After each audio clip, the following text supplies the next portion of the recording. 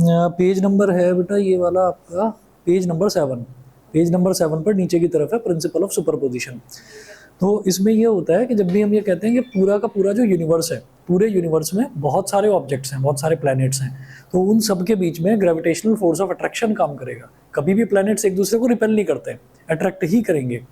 तो यहाँ पर हमने ये कहा कि according to the principle of superposition, इसमें हमने ये कह दिया कि अगर मान लीजिए हमारे पास कोई एक प्लैनेट है और हमसे ये बोला जाए कि इस प्लैनेट पर बताना है कि टोटल फोर्स ऑफ अट्रैक्शन कितना लग रहा है, और ये चारों तरफ से इसके इधर भी, इसके इधर भी, इधर भी और इधर भी प्लैनेट्स हैं, बहुत सारे प्लैनेट्स हैं। तो एक तो ये वाला प्लैनेट इसको अपनी तरफ अट्रैक्ट करेगा, ये वाला भी अपनी तरफ अट्रैक्ट करेगा, ये भी अपनी तरफ अट्रैक्ट करेगा और ये भी अपनी तरफ अट्रैक्ट करेगा, सारे प्लैनेट्स। क्योंकि मेरे को इस पर, ये प्लैनेट नंबर ए है, मेरे को इस पर फोर्स निकालना है, ए भी करेगा सबको अट्रैक्ट, ठीक है। लेकिन अगर हमसे ये पूछा जाए कि नहीं आप बस ये बताओ कि ए पर कितना फोर्स लग रहा है, ए पर कितना, ए लगा कितना रहा है वो नहीं, ए पर कितना है, तो ये वाला फोर्स निकालेंगे। मान लीजिए ये F1 हो गया, ये F2 हो गया, ये F3 हो गया और ये F4 हो गया, ठीक है। तो मान लीजिए 4 फोर्सेस दे रखे हैं, F1 F2 F3 F4। तो टोटल फोर्स पूछा जाएगा ना कि अगर आप बताइए प्लैनेट ए पर टोटल फोर्स कितना लग रहा है, तो सबको ऐड कर देंगे। प्रिंसिपल ऑफ सुपरपोजिशन बस ये है, अलग अलग सारे फोर्सेस निकालेंगे और फाइनली सबको ऐड कर देंगे, ये होता है, ठीक है। वही देखिए मेंशन कर रखा है, according to the principle of superposition the gravitational force between two masses acts independently and uninfluenced by the presence of other bodies. तो हम ये कहेंगे कि भाई ये जो फोर्स लगा रहा है क्या उस पर इसका कोई फर्क पड़ रहा है, हम ये कहेंगे नहीं भाई इसका इससे कोई लेना देना नहीं है, ठीक है। ये सारे के सारे, हाँ सारे के सारे फोर्सेस इंडिपेंडेंटली लगते रहेंगे दो बॉडीज के बीच में। तो इसके और इसके बीच में लगेगा, इसके और इसके बीच में लगेगा, इसके और इसके बीच में और इसके और इसके बीच में, और फिर सबका टोटल कर दिया जाएगा। तो आप देखिए आगे यही दे रखा है, hence the resultant gravitational force acting on a particle due to a number of masses is the vector sum of the gravitational forces exerted by the individual masses on the given particle. Mathematically Fr is equal to Fr मतलब resultant force is equal to F1 vector plus F2 vector plus F3 vector और ऐसे करते करते last में Fn vector. हाँ जी, जितने भी सबको आप एडअप कर दो। फिर एडअप करने के बाद में जब हमने सबको एडअप कर दिया तो फिर यहाँ पर आप एक सिग्मा का साइन लगाएंगे, sigma is for addition, sigma का साइन लगा दिया। यहाँ लिखेंगे sigma i is equal to 1 to small n, 1 से n तक, ठीक है। Sigma i is equal to 1 to n और फिर यहाँ लिखेंगे F i vector. F i vector का मतलब क्या है कि भाई आई ही बार बार चेंज हो रहा है, आई क्या है सबस्क्रिप्ट, तो मैंने सबस्क्रिप्ट में आई लगा दिया। आई की वैल्यू 1 है तो ये क्या बन जाएगा F1 वेक्टर, आई की वैल्यू 2 है तो F2 वेक्टर, आई की वैल्यू 3 है तो F3 वेक्टर। ऐसे करते करते कहाँ तक जाएंगे, n तक। वो आई की वैल्यू n है तो Fn वेक्टर, और वो वहाँ तक जाएंगे। हम 1 से लेकर n तक जा रहे हैं, बस वही है कि आपने समेशन का साइन लगा दिया कि सारे अलग अलग अलग अलग ऐड हो रहे हैं, ठीक है। अच्छा जी, और यही इसमें डायग्राम दिखा रखा है। डायग्राम आप देखेंगे तो डायग्राम में यही दे रखा है, नीचे एक मास दे रखा है, इधर m1 है मास, ठीक है, और एक मास दे रखा है इधर m2, नमस्ते, इधर m2, इधर एक मास दे रखा है m3 और इधर एक मास दे रखा है m4।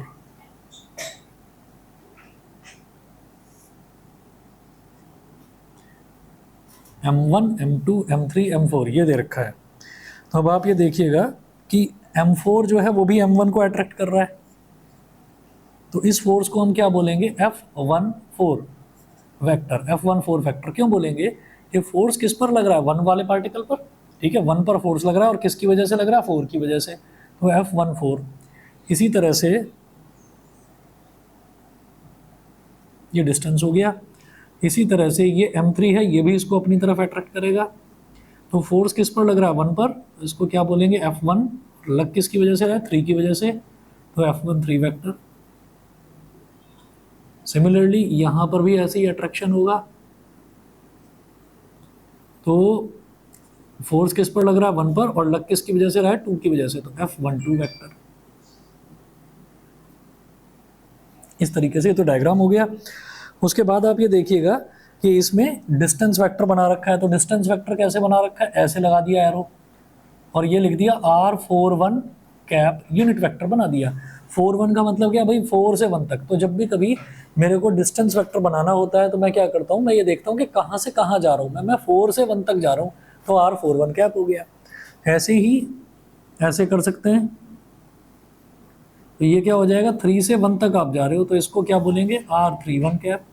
ऐसे ही 2 से 1 तक जा रहे हो तो इसको क्या बोलेंगे, R21 कैप।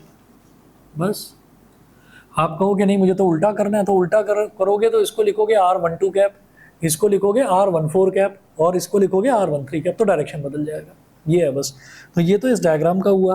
फिर उसके बाद हम ये कहेंगे कि भाई मेरे को फोर्स निकालना है टोटल किस पर, पार्टिकल 1 पर। पार्टिकल 1 पर फोर्स निकालना है, तो पार्टिकल 1 पर कौन कौन फोर्स लगा रहा है, पार्टिकल 2, पार्टिकल 3 और पार्टिकल 4, ये तीनों पार्टिकल्स फोर्स लगा रहे हैं इस पर। तो तीनों फोर्सेस को आप एड अप कर दो। तो जो लगा रहा है उसे पहले लिखते हैं ना, जिस पे लग रहा है उसके बाद नहीं, जिस पर लग रहा है फोर्स वो पहले लिखते हैं। किस पर लग रहा है फोर्स, 1 पर लग रहा है, और लगा कौन रहा है, 4 मास 4, यही तो अट्रैक्ट कर रहा है ना इसको, है ना। तो जिस पर लग रहा है फोर्स वो तो पहले लिखेंगे 1, जो लगा रहा है वो बाद में लिखेंगे, ये होता है। अच्छा, अब यहाँ पर हम ये कहेंगे कि फोर्स टोटल लग किस पर रहा है, इस पर लग रहा है पार्टिकल 1 पर। तो टोटल फोर्स ऐसे निकालेंगे, F1 vector is equal to कौन कौन लगा रहा है, एक तो ये F12 vector plus F13 vector F14 vector, ये हो गया। अच्छा जी, अब इसके बाद में क्या है कि सब में हम ये देखेंगे कि क्या होता है, ये जो फोर्स निकलता है, फोर्स कैसे निकलेगा, फोर्स निकलता है Gm1m2 upon are square, Gm1m2 upon are square, ऐसे करके फोर्स निकलता है। तो अब आप ये देखिए, जब F12 की बात हो रही है तो क्या लिखेंगे, Gm1m2, तो M1m2 मतलब F12 है ना, तो M1m2 अपॉन ये डिस्टेंस वेक्टर क्या लिया हमने, R21, तो यहाँ से यहाँ तक का डिस्टेंस होगा R21, तो R21 का स्क्वायर, R21 का स्क्वायर, और डायरेक्शन क्या हो जाएगी, डायरेक्शन हो जाएगी R21 कैप। लेकिन फोर्स तो इस डायरेक्शन में लग रहा है और ये यूनिट वेक्टर आप इस डायरेक्शन में ले रहे हो, तो R21 कैप नहीं लिखोगे, इसको माइनस R21 कैप लिखोगे। मेरी बात समझ में आ गई। ये जो यूनिट वेक्टर मल्टीप्लाई करा जाता है ना, ये डायरेक्शन के लिए मल्टीप्लाई करा जाता है। तो हम F12 वेक्टर ले रहे हैं, F12 वेक्टर की डायरेक्शन ये है ना, मतलब R21 के अपोजिट है ना, तो इसलिए माइनस R21 कैप से मल्टीप्लाई कर दिया। फॉर्मूला तो ये होता है Gm1m2 upon are square. Are क्या होता है, दोनों मासेस के बीच का डिस्टेंस, तो दोनों मासेस के M1 और M2 के बीच का डिस्टेंस क्या है, यहाँ से लेकर यहाँ तक वाला R21, तो R21 का स्क्वायर हो गया, ठीक है। और डायरेक्शन क्या है इस फोर्स की, यहाँ से यहाँ जा रही है, यूनिट वेक्टर तो यहाँ आ रहा है, तो इसलिए नेगेटिव लगा दिया। ऐसे ही अगला देखेंगे, F13 कैप, समझ गए। डायरेक्शन अगर सेम है तो प्लस आएगा, तो प्लस आएगा, अलग अलग तो माइनस, बस इसमें अलग है तो माइनस ले लिया। सेम करने के लिए क्या कर सकते हो, ये जो, अरे कोई बात नहीं, लिखा हुआ है, वो एक स्टेप खा गया मैं उसमें, ठीक है। अब हाँ जी, क्या बोल रहे थे, नहीं हमेशा अलग नहीं होगी। आप ये R21 कैप लिखा है यहाँ पर, अगर आप इसको R12 कैप लिख दोगे ना, R12 कैप लिख दोगे तो वो पॉजिटिव हो जाएगा। 12 का मतलब है कि अगर आप 1 से लेकर 2 की तरफ जा रहे हो तो वो प्लस का R12 कैप हो जाएगा। वो आपकी मर्जी है, चाहे पॉजिटिव ले लो चाहे नेगेटिव ले लो।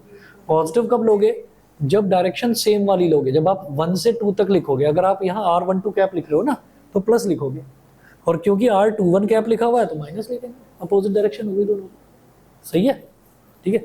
अगला देखेंगे F13 cap, F13 vector, sorry, ये क्या हो जाएगा, G13 है, तो मास 1 पर लगने वाला फोर्स किसकी वजह से, मास 3 की वजह से, M1m3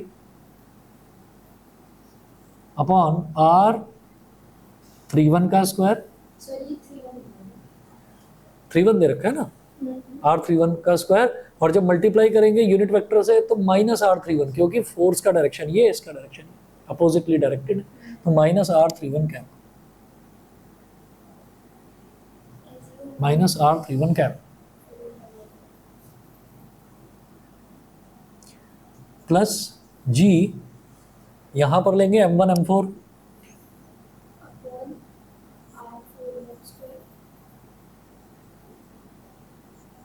और R41 का cap with a minus sign. ठीक है, अब यहाँ पर आपको ये दिखाई दे रहा है कि G और माइनस साइन ये कॉमन है, तो माइनस G कॉमन ले लो, और M1 भी कॉमन है ना, M1 भी ले सकते हैं कॉमन, इधर लिया नहीं है, कोई नहीं, ले लो M1 भी common.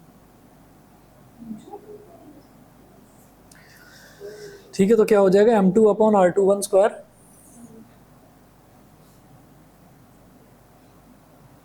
Into R21 cap.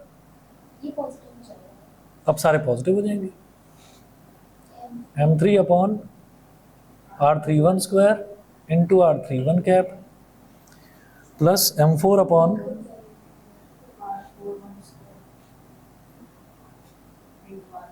R41 cap.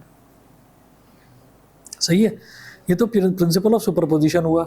इसके बाद जरा देखिएगा acceleration due to gravity of अर्थ।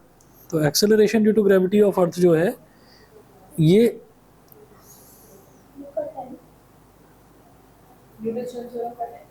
हाँ वो नहीं करना।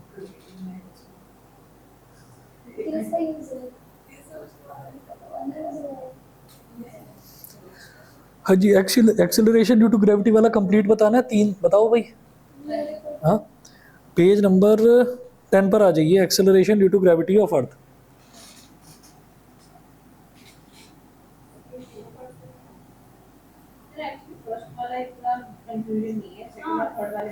दोनों बता देता हूँ।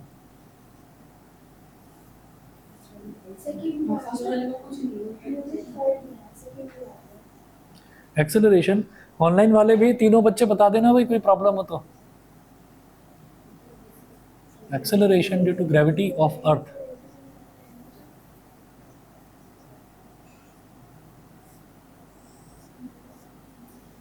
निधि और ज्योति दोनों ने सेम डिवाइस से आपने कनेक्ट कर रखा है? ठीक है,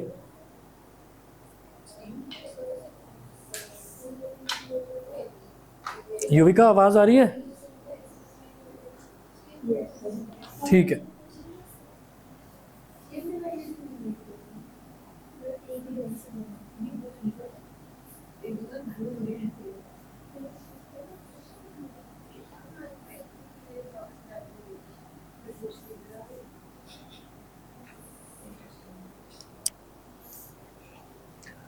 हाँ जी, acceleration due to gravity of earth. तो acceleration due to gravity of earth वैसे तो हमने जो छोटी क्लासेस में पढ़ा है, इसकी एक फिक्स वैल्यू होती है, स्मॉल जी की वैल्यू होती है 9.8 मीटर पर सेकंड स्क्वायर। वैसे तो इसकी ये वैल्यू होती है fix. Acceleration due to gravity का मतलब ये है कि अगर कोई भी ऑब्जेक्ट ऊपर से नीचे गिरेगा ना, नीचे मतलब कहाँ, अर्थ की तरफ जाएगा कोई भी ऑब्जेक्ट, तो वो धीरे धीरे एक्सेलरेशन होता चला जाएगा उसमें, मतलब धीरे धीरे उसकी स्पीड जो है वो बढ़ती चली जाएगी, ऐसा होता है। अच्छा, तो उसकी वैल्यू 9.8 मीटर पर सेकंड स्क्वायर होता है, ये हमने एक स्टैंडर्ड वैल्यू ले रखी है। अब इसके बाद यहाँ पर हम ये देखेंगे कि जैसे 3 पार्ट्स में इसको डिवाइड करा हमने, ये कहा consider the earth to be a sphere of radius capital R and uniform density rho, then its mass will be. तो हमने ये कहा कि अगर अर्थ की डेंसिटी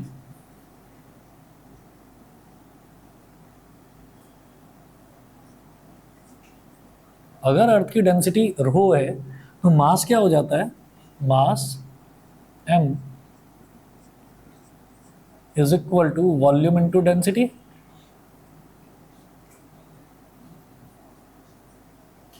मास m हो जाएगा वॉल्यूम इनटू डेंसिटी, एक तो ये, तो m is equal to volume, sphere का वॉल्यूम। हमने ये कहा कि अर्थ का जो रेडियस है वो कैपिटल आर है, तो वॉल्यूम क्या हो जाएगा स्फीयर का 4/3 पाई आर क्यूब, और डेंसिटी को हमने रो मान लिया, तो 4/3 पाई आर क्यूब रो, ये तो मास हो गया अर्थ का। ठीक है, उसके बाद देखिए इसको बोल दिया इक्वेशन नंबर 1। इसको इक्वेशन नंबर 1 बोलने के बाद में फिर जरा फर्स्ट पार्ट देखिए इसका। फर्स्ट पार्ट है at points above the earth surface. हमने ये कहा कि अर्थ के सरफेस से ऊपर के अगर हम पॉइंट्स लें तो वहाँ पर स्मॉल जी की कितनी वैल्यू होगी, ये देखना है। तो हमने ये कहा कि यहाँ पर पॉइंट्स लिए जो अर्थ की सरफेस से ऊपर हैं,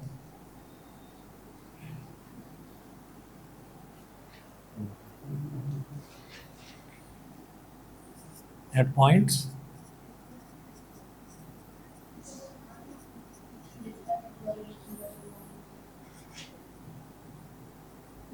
अबव अर्थ सरफेस,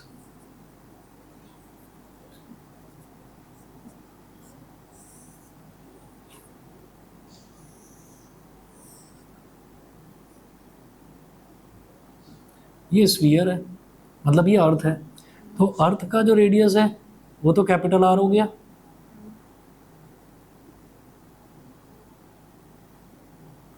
अर्थ का रेडियस कैपिटल आर, और हमने ये कहा कि चलिए ऑब्जेक्ट यहाँ पर है, तो हम हमेशा क्या करेंगे, जो अर्थ का मास है ना, अर्थ का मास कैपिटल एम, और न्यूटन की जो शेल थ्योरम है जो सिलेबस से कट चुकी है वो ये कहती है कि जब भी कभी किसी भी ऑब्जेक्ट के मास की बात करी जाती है तो ये माना जाता है कि उसका सारा का सारा मास जो है ना वो उसके सेंटर पर कंसंट्रेटेड है, ठीक है। तो ये जो अर्थ का मास है एम, कैपिटल एम, ये सारा का सारा इसको एज्यूम करा गया कि ये सारा अर्थ के सेंटर पर कंसंट्रेटेड है, और एक ऑब्जेक्ट यहाँ पर रखा है जिसका मास स्मॉल एम है। तो हम ये देखेंगे दोनों ऑब्जेक्ट्स के बीच में डिस्टेंस कितना है, दोनों ऑब्जेक्ट्स के बीच में डिस्टेंस है स्मॉल आर, ठीक है। तो at points above the earth surface दिखाई दे रहा है कि ये जो स्मॉल आर है ये कैपिटल आर यानी कि रेडियस ऑफ अर्थ से बड़ा है ये, तो small r is greater than capital R, ये हो गया। तो यहाँ पर हम ये कहेंगे कि ये जो अर्थ है, अर्थ के और वो जो ऑब्जेक्ट है जिसका मास स्मॉल एम है, इन दोनों के बीच में जो फोर्स लगेगी तो इसको बोलते हैं Newton's law of universal, Newton's universal law of gravitation, ठीक है। तो ये क्या है, F is equal to G m1 m2 upon are square. तो हमने ये कहा कि capital F G m1 m2 upon are square, तो G capital M small m upon small r square, ये हो गया। इसको बोल दिया हमने इक्वेशन नंबर 2, इक्वेशन 1 तो इसको बोल चुके हैं, इसको बोल दिया इक्वेशन नंबर 2, ठीक है। उसके बाद तो फर्स्ट जो है at points above the earth surface, इसमें बस फोर्स निकाल कर छोड़ दिया, फोर्स बस इतना, ठीक है ना, सिर्फ इतना।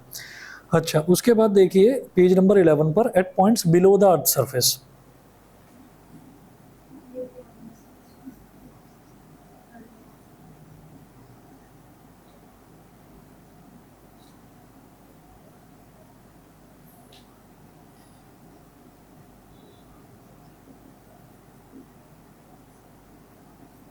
Eight points below the earth surface.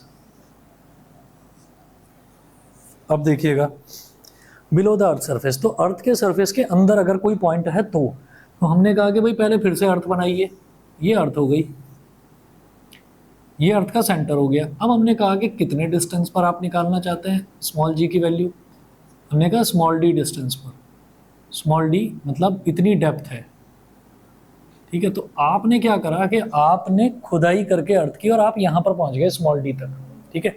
अब जब आप स्मॉल डी तक आप पहुँच गए हैं तो इसका मतलब ये हुआ कि भाई जो टोटल डिस्टेंस था स्मॉल डी तक पहुँच गए, ये अर्थ का सेंटर है, इसको चलिए ओ बोल दिया। तो जो टोटल डिस्टेंस था ना यहाँ से अर्थ के सरफेस से और सेंटर तक का, वो कैपिटल आर था, लेकिन अब यहाँ पर कितना बचा, कैपिटल आर माइनस डी, अब तो यहाँ पर इतना ही बचा। तो हम ये कहेंगे कि जब आप स्मॉल डी तक आ गए हैं तो अर्थ का मास स्मॉल डी पर आकर अर्थ का मास कैपिटल एम थोड़ी बचेगा, स्मॉल डी खुदाई जो है वो कहीं पर भी करी जा सकती है। आप स्मॉल डी यहाँ पर ले लें, आप स्मॉल डी यहाँ पर ले लें, यहाँ पर ले लें, यहाँ पर ले लें, तो आप डेप्थ पर आ जाएं, स्मॉल डी डेप्थ पर आ जाएं, तो स्मॉल डी डेप्थ पर आप कहीं पर भी आ सकते हो। तो हमने कहा कि ठीक है भाई, पूरे अर्थ पर आपने कहीं पर भी स्मॉल डी डेप्थ ले ली, कहीं पर भी जहाँ आपका मन करे। हमने कहा कि भाई अगर जनरली बात कर रहे हैं कि भाई कहीं पर भी आप डेप्थ डी पर जाएं, ठीक है, तो जनरली बात कर रहे हैं तो हम ये कहेंगे कि भाई महाराष्ट्र में भी डेप्थ डी पर जाएंगे तो भी वही मिलेगा स्मॉल जी, कर्नाटक में जाएंगे तो भी वही मिलेगा, हिमाचल में जाएंगे तो भी वही मिलेगा, ठीक है। तो हमने क्या करा, ये तो मैं सिर्फ अर्थ मतलब इंडिया की बात कर रहा हूँ, पूरे अर्थ की बात करी जा रही है, पूरे ग्लोब की, ठीक। तो पूरे ग्लोब पर कहीं पर भी आप डेप्थ डी पर जाएंगे तो आपने कहा कि ठीक है भाई, फिर ना पूरे मास की बात नहीं करी जाएगी, फिर उतने ही मास की बात करी जाएगी जो डेप्थ डी से दिखाई देता है, जो डेप्थ डी के बाद में बचता है अर्थ का मास। तो डेप्थ डी तक अगर हमने खुदाई कर दी,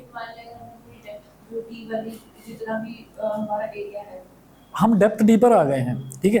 तो डेप्थ डी पर आ गए हैं तो डेप्थ डी पर हम कहीं से भी आ सकते हैं, कहीं से भी आ सकते हैं। तो जैसे हम डेप्थ डी पर आ गए तो डेप्थ डी के बाद में स्फीयर कितना बचेगा, तो हम ये कहेंगे आर माइनस डी के रेडियस वाला स्फीयर बचेगा, छोटा वाला स्फीयर बचेगा। अब हमें क्या करना है, इस छोटे वाले स्फीयर का मास निकालना है, ठीक है ना, इसकी हेल्प से निकालेंगे।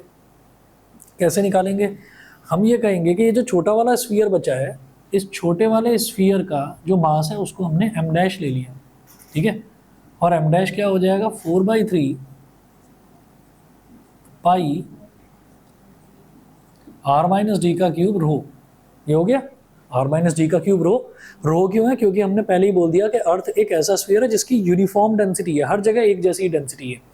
तो m dash is equal to ये हो गया। तो आप ये देखिए यही यहाँ पर मेंशन कर रखा है कि एम आर लिख दिया, इसको m डैश ना लिखकर इसको एम आर लिख दिया, m स्मॉल r, ठीक है, m स्मॉल r।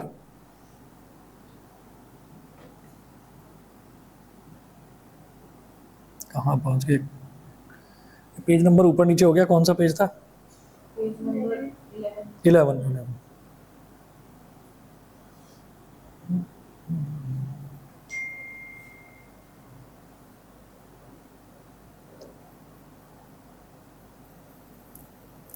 तो अब हम ये कह रहे हैं कि ये जो है ना, ये वाला जो पोर्शन है, ये वाले पोर्शन को मैंने बोल दिया एम आर, मतलब इसका जो मास है इसको हमने एम आर बोल दिया। तो वो एम आर भी तो सेंटर पर कंसंट्रेटेड होगा, एम आर भी तो सेंटर पर कंसंट्रेटेड होगा। अब हम क्या करना चाह रहे हैं, हम यहाँ से और डेप्थ डी तक निकालना चाह रहे हैं। तो हम ये बोलेंगे कि small r is equal to capital R minus d. मतलब हमने पहले कहाँ निकाला था? पहले हम इस पॉइंट पर निकाल रहे थे, तो इस पॉइंट तक का डिस्टेंस स्मॉल आर लिया था। अब मैं इस डेप्थ पर, इस पॉइंट पर निकाल रहा हूँ, तो इस पॉइंट तक का डिस्टेंस जो है उसको स्मॉल आर ले लेंगे। जिस पॉइंट पर स्मॉल जी निकालना चाहते हैं उस पॉइंट तक का डिस्टेंस जो है वो हमने स्मॉल आर ले लिया। तो small r is equal to capital R minus d हो गया।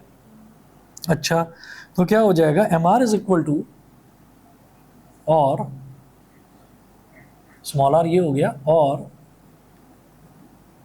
एम आर जो हम लिख चुके हैं, तो 4/3 पाई आर माइनस डी के क्यूब की जगह स्मॉल आर का क्यूब लिख सकते हो, इंटू रो। ये हो गया। अच्छा जी, अब इसके बाद क्या करना है कि मल्टीप्लाइंग, नेक्स्ट स्टेप में multiplying and dividing by capital R cube. बता रहे हैं ऐसा क्यों कर रहे हैं। 4/3 pi r cube small r cube, और रो भी इधर लिख लो, small r cube upon capital R cube.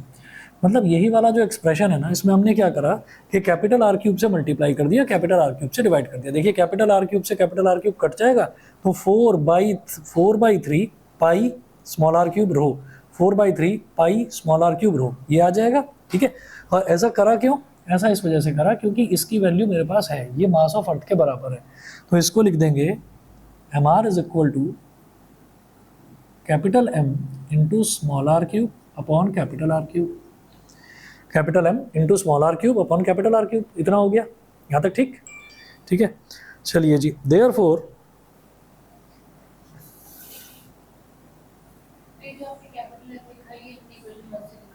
हाँ, कैपिटल एम हमने यहाँ से लिख लिया, ये मास ऑफ अर्थ है, पूरी अर्थ का मास।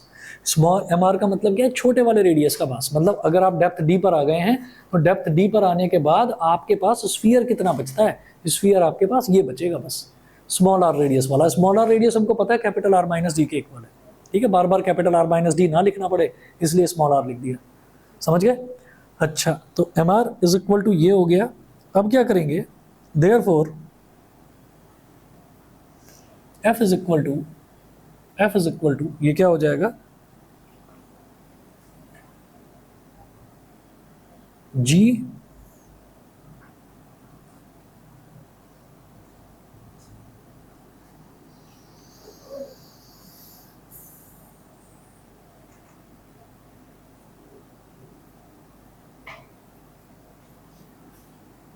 इतने पोर्शन का, जैसे पूरे अर्थ का मास तो होता है कैपिटल एम, इतने पोर्शन का मास है एम आर, और जो दूसरा छोटा वाला मास है ना स्मॉल एम, वो यहाँ रखा हुआ है। तो मासेस कौन कौन से हो गए? एम और एम आर, एम और एम आर। यहाँ पर क्या क्या थे मासेस? स्मॉल एम और कैपिटल एम, ठीक है। तो m1 m2 इस तरह से हो जाएगा, ये m1 हो गया, ये m2 हो गया। तो क्या लिखेंगे? g m1 m2 अपॉन दोनों के बीच का डिस्टेंस तो वही है स्मॉल आर, भाई स्मॉल एम आर और स्मॉल एम, इन दोनों के बीच का डिस्टेंस तो स्मॉल आर ही है, ठीक है। ये हो गया। तो f इज इक्वल टू, अब इसमें g स्मॉल एम और r स्क्वायर को अलग लिख लो, g स्मॉल एम और आर स्क्वायर को अलग लिख लो और एम आर को अलग लिख लो। तो F is equal to G small m upon are square, और एम आर को हम क्या लिखेंगे, capital M small r cube upon capital R cube. इससे ये कैंसिल आउट हो गया, ऊपर क्या बचा, सिर्फ स्मॉल आर बचा। तो ये हो गया G M M F is equal to G M M upon capital R cube into small r. इसको बोल दिया इक्वेशन नंबर 3। ठीक है, यहाँ पर क्या हुआ, इसको हम ये कहेंगे कि जहाँ पर हमारा स्मॉल आर कैपिटल आर से छोटा था, पहले वाले केस में स्मॉल आर कैपिटल आर से बड़ा था, तो पहले वाले केस में तो G M M upon small r आ गया, दूसरे वाले केस में G M M upon capital R cube into small r आ गया। यहाँ तक ठीक है, 2 केसेस हो गए। अब तीसरा केस देखेंगे। तीसरा केस देखिए, at points on the earth surface.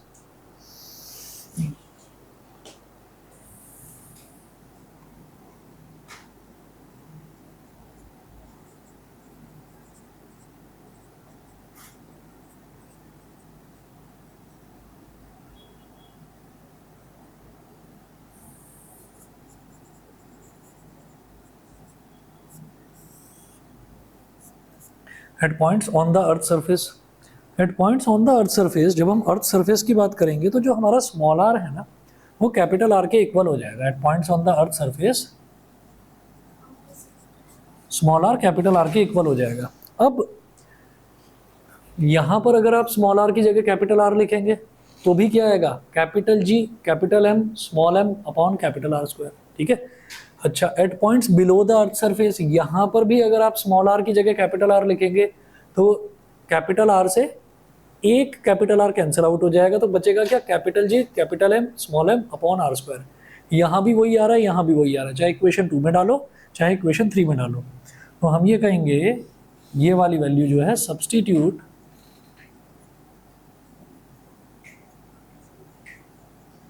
This value in equation 2 और 3, जिसमें आपका मन करे। ठीक है, तो कैपिटल एफ की वैल्यू क्या हो जाएगी, कैपिटल एफ की वैल्यू हो जाएगी capital G capital M small m upon, अगर इसमें डाला तो कैपिटल आर क्यूब और स्मॉल आर की जगह कैपिटल आर, एक इससे ये कट गया तो आर स्क्वायर आ गया। तो capital F is equal to capital G capital M small m upon are square. ये हो गया। अच्छा, और by Newton second law of motion, अब हमने ये कहा कि ये जो मास है, ये मास अगर acceleration due to gravity small g suffer कर रहा है, ठीक है, if this mass is experiencing small g acceleration due to gravity, तो क्या हो जाएगा, F is equal to M G हो जाता है। उसका जो फोर्स उस पर एक्सपीरियंस हो रहा है वो F is equal to M G हो जाएगा बाई, हाँ हाँ, बाई न्यूटन्स सेकेंड लॉ। कोई भी मास है वो फोर्स कितना एक्सपीरियंस करेगा, मतलब अगर कोई भी मास है तो वो एक फोर्स एक्सपीरियंस करेगा, क्योंकि अर्थ उसको अपनी तरफ खींचती है। ठीक है, अर्थ उसको किस एक्सेलरेशन से खींचती है अपनी तरफ, स्मॉल जी एक्सेलरेशन से। तो फोर्स कैसे निकाला जाएगा, ये फोर्स ही तो वेट होता है उसका, ये क्या होता है m इंटू ए, और ए को ही हम अर्थ के केस में एक्सेलरेशन ड्यू टू ग्रेविटी बोलते हैं। तो f is equal to M G, ये हो गया। तो हम ये कहेंगे कि हम क्या ले रहे हैं, हमने 3 केसेस देखे, एक अर्थ के सरफेस वाला, एक अबव द अर्थ सरफेस, एक बिलो द अर्थ सरफेस। तीनों में ही मास तो हम स्मॉल एम लेकर चल रहे हैं ना ऑब्जेक्ट का, तो स्मॉल एम जो मास लेकर चल रहे हैं, अगर उस पर acceleration due to gravity small G experience वो कर रहा है, तो F is equal to M G हो जाएगा। अच्छा, ये हम निकाल ही चुके हैं। इसको अगर मैंने बोल दिया इक्वेशन नंबर 4 और इसको अगर बोल दिया इक्वेशन नंबर 5, तो हम ये कहेंगे कंपेयरिंग 4 and 5,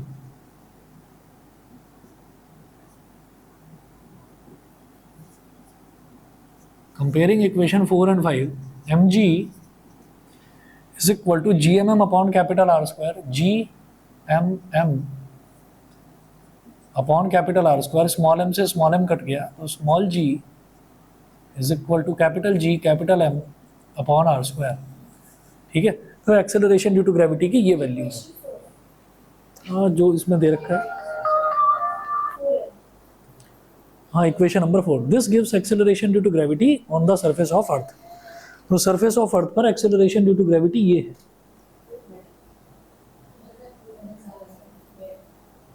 बताइए जी, क्लियर? ठीक है। अच्छा जी, इसके बाद मेरे को बताइए लास्ट क्लास में हम कहाँ तक पहुंचे थे?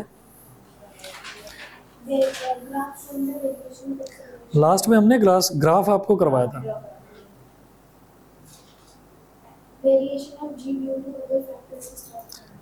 Variation of G with latitude, ये हट गया सिलेबस में से, ठीक है ना। और बता रहा हूँ variation of G due to other factors, ये भी नहीं है। ग्रेविटेशनल फील्ड करना है, सीधा ग्रेविटेशनल फील्ड करना है ना। चलिए, तो gravitational field, radius of gyration, हाँ तो वो करवाया ना मैंने वो। अच्छा, मैं बता दूंगा, दोबारा बता दूंगा। असल में क्या है कि ना, ये प्रॉब्लम कर रहा है लैपटॉप काफ़ी टाइम से, तो अभी ठीक हुआ है और करवाया नहीं, अपने आप ही हो गया ठीक। तो अब मैं वीडियोस, पता नहीं क्या बार बार इसकी बैटरी निकाल कर दोबारा लगानी पड़ रही थी, फिर अटक जाता था। कभी बैटरी ऐसा दिखाता था फुल चार्ज कर रखी है, एकदम से पूरी ड्रेन हो गई है ना, ये भी दिखा रहा था। और लिखा हुआ आ रहा था वो बैटरी ड्रेन अलर्ट, कि बैटरी ड्रेन हो रही है। चार्जर भी ठीक है, सब कुछ ठीक, फिर अपने आप ही पता नहीं कैसे ठीक हो गया। तो वीडियोस सारी स्टोर कर रखी थी, तो वो वीडियोस प्रोसेस होने में थोड़ा टाइम ले रही है। पता है कब से नहीं भेजी वीडियो? 23 सितंबर से अब तक वीडियो नहीं भेजी मैंने। तो वो एक एक करके, अब मैंने कल एक बैच की वीडियो तैयार करी थी 10th वालों की, वो सारी कल भेजी है। ठीक है, आज रात को बैठूंगा, और आज रात को, और एक और प्रॉब्लम है, वो बच्चे हैं ना घर में छोटे, तो इसको वीडियो को अपलोडिंग पर लगाकर, और 15 से ज़्यादा वीडियो अपलोड नहीं कर सकते, ये लिमिट है यूट्यूब की। तो वो वीडियो जो है वो इस रूम में लगाता हूँ, वाईफाई उधर लगा हुआ है, तो उसमें टाइम बहुत लगता है। मजबूरी क्या है, वाईफाई के बाजू में भी तो रख सकते हैं, वो आकर वो इस पर लैपटॉप पर वो काम करना शुरू कर देंगे, और वो पता नहीं क्या कर देंगे। अभी पता नहीं, एक चीज़ ये है कि कोई भी विंडो खोलते हैं वो इतनी सी बनी हुई आती है, इतनी सी, उसको मैक्सिमाइज करना पड़ता है। मैं सारी सेटिंग्स में जाकर देख लिया, पता नहीं वो बड़ी कैसे बनी हुई आएगी, खुद ही ड्रैग करके उसको बड़ा करना पड़ता है। अभी जैसे मान लीजिए गूगल मीट भी है ना, तो गूगल मीट भी इतना सा खुल कर आता है इस पर, इन्होंने दोनों ने यही लगे पड़े थे, तो इसको छुपा छुपा कर रखना पड़ता है सारी चीज़ें, ये है प्रॉब्लम। चलिए जी, तो ग्रेविटेशनल फील्ड देखते हैं। हाँ,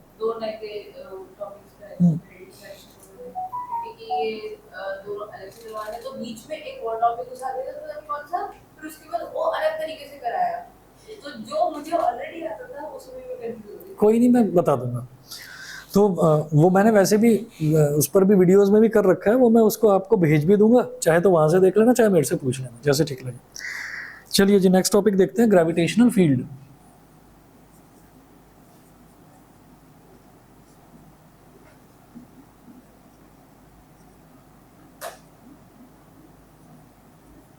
ग्रेविटेशनल फील्ड, भाई ग्रेविटेशनल फील्ड क्या होता है? ग्रेविटेशनल फील्ड एक ऐसा फील्ड होता है, जैसे अर्थ है ना, जैसे आपने 10th क्लास में 2 चैप्टर्स करे थे, एक तो मैग्नेटिक इफेक्ट्स ऑफ करंट करा होगा फिजिक्स में, और एक इलेक्ट्रिसिटी, ये दो टॉपिक्स करे होंगे।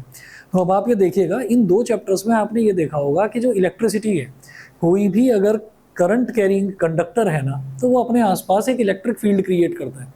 इसी वजह से करंट कैरिंग कंडक्टर, एक बहुत बड़ा करंट कैरिंग कंडक्टर आप देखा होगा रास्ते में, सड़कों पर ट्रांसफार्मर सुना भी होगा, ट्रांसफार्मर रखा हुआ है।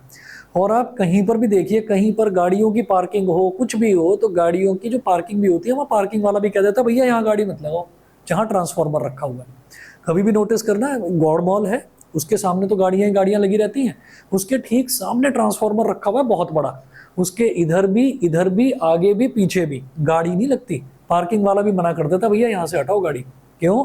कुछ नहीं पता कि अगर आपकी गाड़ी उसके इलेक्ट्रिक फील्ड में आ गई और उसने खींच लिया तो डायरेक्ट करंट है, डायरेक्ट करंट कभी किसी को छोड़ता नहीं है, चिपकाकर जलाकर ही खत्म करता है। ठीक है, तो इसी वजह से जब भी कभी ट्रांसफार्मर रखा जाता है, एक तो ऊंचा प्लेटफॉर्म बनाकर रखा जाएगा, और हमेशा उसके चारों तरफ जाली से कवर करके डेंजर का साइन भी बनाया जाएगा। वो ऐसे करके होता है, लिखा रहता है 440 वोल्ट खतरा, है ना, तो वो डेंजर का साइन भी बनाया जाता है। ये तो हो गया इलेक्ट्रिक फील्ड। ऐसे ही मैग्नेटिक फील्ड हर बच्चे ने घर में एक्सपीरियंस करा है। कैसे? वो छोटी सी मैग्नेट से कभी बचपन में खेले जरूर होंगे कि मैग्नेट रखी हुई है, उसके आसपास हमने छोटे छोटे स्टील के सेफ्टी पिन वगैरह या ऑल पिन वगैरह वो ला के रख दिया और वो चिपक जाते हैं आकर। तो थोड़ा दूर रखते हैं तो नहीं चिपकते, थोड़ा सा पास लेकर आते हैं तो चिपक जाते हैं। तो वो पास लेकर आना मतलब आप उसको स्टील की जो नीडल्स हैं उसको आप कहाँ लेकर आ रहे हो, आप उसके नहीं उसके मैग्नेटिक फील्ड में ला रहे हो, तो उसने पकड़ लिया। ठीक है, ऐसे ही ये ग्रेविटेशनल फील्ड क्या है, ये ग्रेविटेशनल फील्ड ये है कि इस पेन को यहाँ से गिराऊंगा तो गिर जाएगा, नीचे गिरेगा। ठीक है, लेकिन अगर हम उड़ते गए उड़ते गए उड़ते गए उड़ते गए ऐसी जगह पहुंच गए कि अब किसी चीज़ को गिरा रहे हैं ना तो वो गिर नहीं रही है, वो बस फ्लोट ही कर रही है वहीं। ठीक है, तो आपने काफ़ी सारे वीडियोस देखे होंगे कि वो कल्पना चावला वाला, अब तो अब रही नहीं वो, है ना, और एक दो और मुझे नाम मुझे याद नहीं आ रहे। तो वो जो थी और जितने भी एस्ट्रोनॉट्स थे, एस्ट्रोनॉट्स के नज़ारे कितने सारे वीडियोस अवेलेबल हैं कि वो अगर ऊपर पहुंच गए हैं तो ऑक्सीजन का वो मास्क भी लगा रखा है उन्होंने।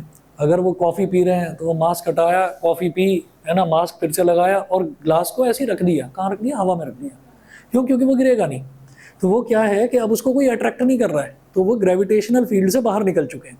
तो एक टॉपिक यहाँ पर यही है कि आगे हम करेंगे इसमें escape velocity. Escape velocity topic यही है कि आपने किसी भी ऑब्जेक्ट को ऐसी वेलोसिटी से बाहर फेंक दिया कि वो अर्थ के ग्रेविटेशनल फील्ड से बाहर निकल गई। तो ग्रेविटेशनल फील्ड से बाहर निकल गई तो अब उसको कोई अट्रैक्ट नहीं करेगा। तो ये वही ग्रेविटेशनल फील्ड है। तो अर्थ अपने चारों तरफ ग्रेविटेशनल फील्ड क्रिएट करता है।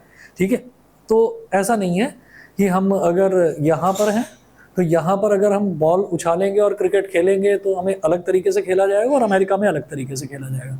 हर जगह ग्रेविटी लगभग सेम ही होती है। The space surrounding a material body within which its gravitational force of attraction can be experienced is called its gravitational field. तो किसी भी मटेरियल बॉडी के चारों तरफ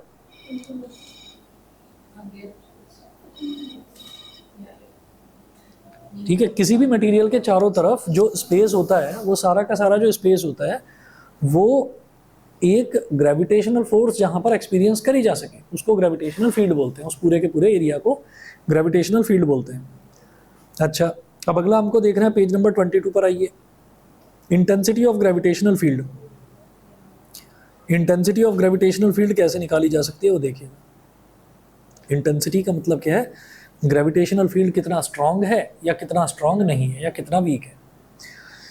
The gravitational field intensity at any point in the gravitational field due to a given mass is defined as the force experienced by a unit mass placed at that point provided the presence of unit mass does not disturb the original gravitational field.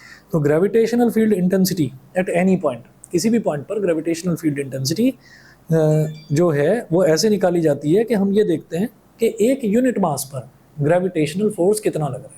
एक unit mass पर gravitational force कितना लग रहा है उसको हम gravitational field intensity बोलते हैं। समझ गए? ग्रेविटेशनल फील्ड मतलब जैसे हमने ये कहा ना कि मान लीजिए ये सोफ़ा है, इस सोफ़े को अगर 10 मीटर ऊपर उठा दिया जाए और छोड़ दे नीचे तो ये कितनी इंटेंसिटी के साथ गिरेगा। तो हम ये कहेंगे नहीं मैं सोफ़े की बात नहीं करता, मैं तो डबल बेड उठाना चाहता हूँ, डबल बेड उठाऊंगा, उसको गिराऊंगा नीचे। ठीक है, तो ये हो गया कि नहीं अलग अलग मासेस मत उठाओ, एक स्टैंडर्ड मास ले लो। तो एक स्टैंडर्ड मास का मतलब ये है कि अब आप कोई भी चीज़ उठाइए लेकिन उसका स्टैंडर्ड यूनिट मास होना चाहिए। नमस्ते, यूनिट मास होना चाहिए मतलब 1 किलोग्राम। तो अब ये नहीं होगा कि अलग अलग पर्सन अलग अलग मास उठाएगा, अलग अलग ऑब्जेक्ट उठाएगा, उसको कहेंगे नहीं आपको एक ही मास उठाना है 1 किलोग्राम का। 1 किलोग्राम पर जितनी फोर्स एक्सपीरियंस हो रही है उसको अर्थ के अलग अलग पोर्शंस पर ले जाकर देखो और चेक करो क्या सेम लग रहा है। तो देखा गया कि हाँ जी सेम ही लग रहा है सब पर ग्रेविटेशनल फोर्स। तो इसी को बोलते हैं ग्रेविटेशनल फील्ड इंटेंसिटी, कि अर्थ के चारों तरफ ग्रेविटेशनल फील्ड जो है वो एक जैसा ही होता है। अब है gravitational field intensity at any point is equal to the free acceleration of a test mass placed at that point.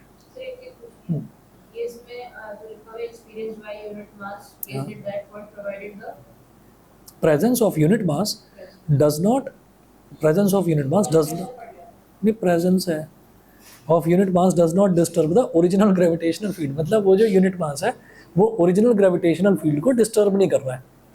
ठीक है ना,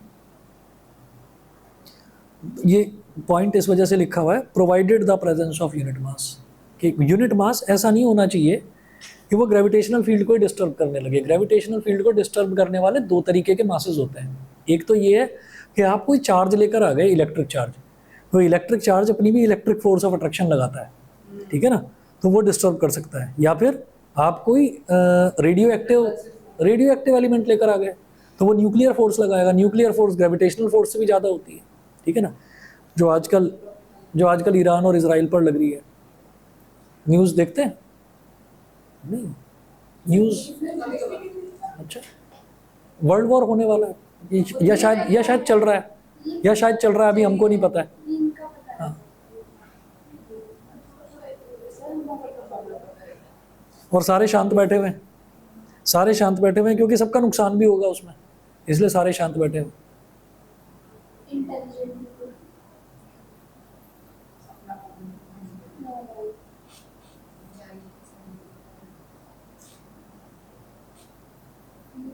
चलिए अब इसमें देखिए, consider a body of mass capital M to determine its gravitational field intensity at a point capital P at distance small r from its centre O, place a test mass at that point P।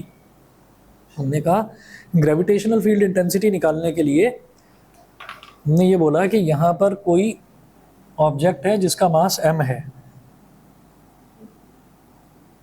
ये centre O है। हमने कहा कि यहाँ पर एक मास रख दिया पॉइंट P पर स्मॉल m, और ये यूनिट मास रखा है हमने यहाँ पर, यानी कि 1 किलोग्राम।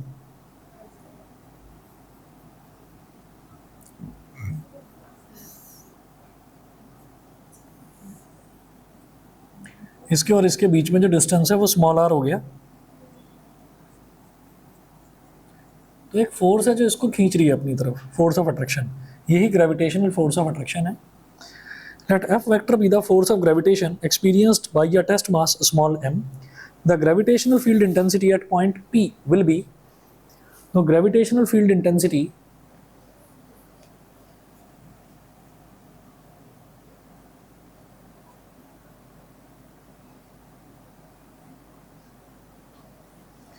तो ग्रेविटेशनल फील्ड इंटेंसिटी कैसे निकाली जाएगी, उसको ई वेक्टर बोल देते हैं, और ये होती है F vector upon M, E vector. समझिए, ठीक है। एफ वेक्टर अपॉन एम क्यों बोला इसको एफ वेक्टर अपॉन एम हमने इस वजह से बोला क्योंकि हमने कहा भाई ये मास जो है ना, ये 5 किलो का भी हो सकता है। आपको तो निकालना है यूनिट मास पर, तो यूनिट मास पर निकालना है तो आप ये कहेंगे भाई 5 किलो पर फोर्स कितनी लग रही है, 5 किलो पर फोर्स लग रही है, एफ फोर्स लग रही है, तो 1 kg पर कितनी लगेगी, एफ अपॉन 5, ठीक है। तो वही चीज़ है कि m kg पर फोर्स लग रही है एफ वेक्टर, तो 1 kg पर कितनी लगेगी, एफ अपॉन एम, है ना। इस वजह से पर यूनिट मास निकाला जाता है, इस वजह से m से उसको डिवाइड कर दिया, ये करा है ना। The direction of E vector is the same as that of F vector according to Newton's law of gravitation, F is equal to GMM upon r square.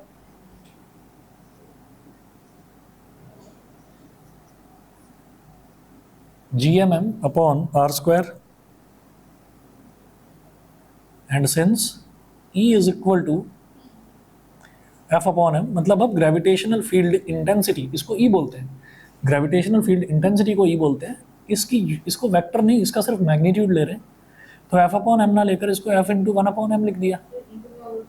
Gravitational field intensity, ये जो topic हम कर रहे हैं, gravitational field intensity. 12th class में इसी को electric field intensity कहा जाता है।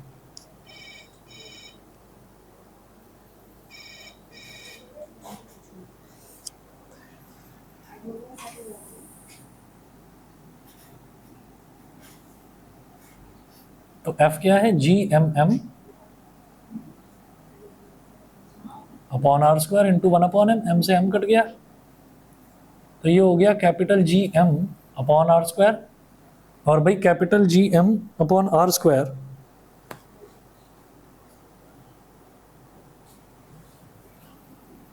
ये हो गया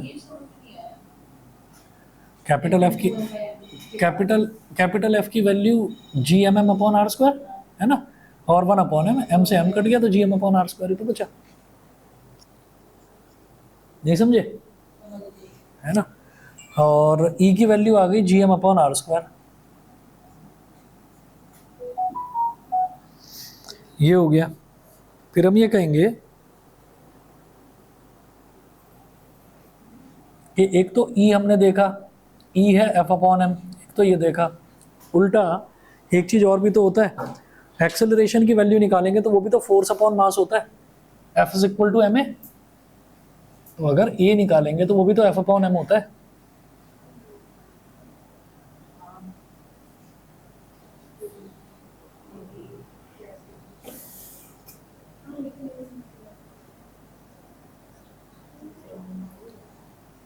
ठीक है, तो ई भी एफ अपॉन एम है और ए भी एफ अपॉन एम के इक्वल है, यानी कि ए इज इक्वल टू ई। ठीक है, बस इतना करिए आप, बाकी नेक्स्ट क्लास में कराता हूँ कि एक्सेलरेशन, ये जो एक्सेलरेशन है वो हमेशा ग्रेविटेशनल फील्ड इंटेंसिटी के ही इक्वल आएगा। ठीक है, और जब इक्वल आएगा तो दोनों की यूनिट भी सेम ही होगी, मीटर पर सेकंड स्क्वायर ही रहेगी। ये भी जो मूव्स है उस हिसाब से 57 मिनट्स के लिए है। उतना सारा नहीं करना है, बहुत सारी चीज़ें कटी हैं इसमें, बता दूँ। कोशिश करता हूँ कि कल या परसों तक आपको मैं दे दूँ उसके प्रिंट।